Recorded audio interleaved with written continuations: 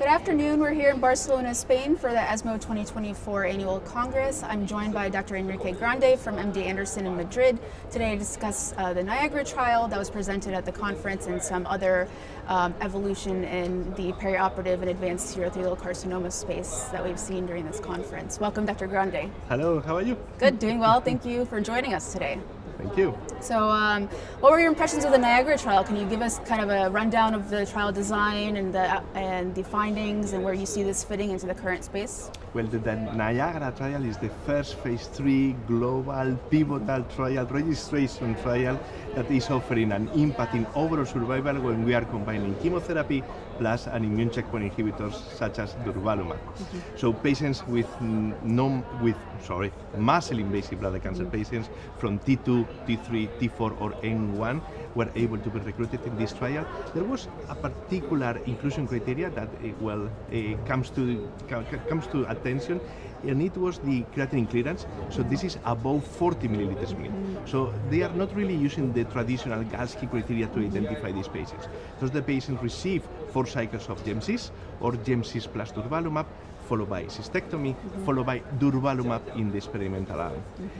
There were dual co-primary endpoints, so we have the pathological complete responses, we have the events-free survival, and a secondary endpoints overall survival.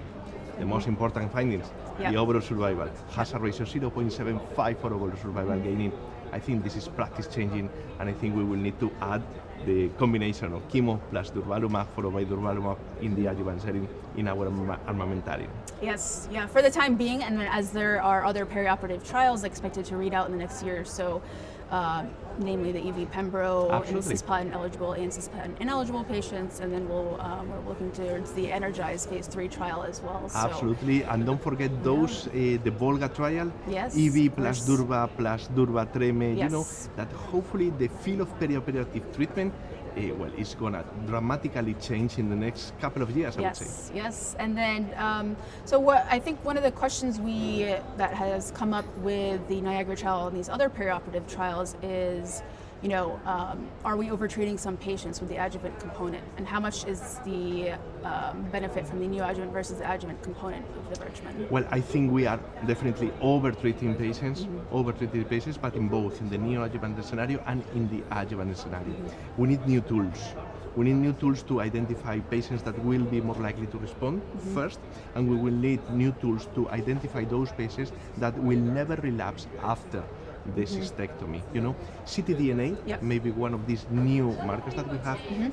Some very insightful data were presented about the use of ctDNA in the Volga trial with EV Pembro. So, EV durvalumab, tremelimumab. But you know, I think we are just starting. So let's take the data. Let's insist on trying to find the biomarkers, trying to do a better selection of patients for both neoadjuvant strategy, adjuvant strategy, and never forget that our patients at the end, they have the cystectomy. Cystectomy is a major surgery, very mutilating surgery, affecting dramatically the quality of life of the patients. So maybe we need to now focus on trying to preserve the bladder of the patients and try to identify those patients that maybe we can conserve the blood. Yes.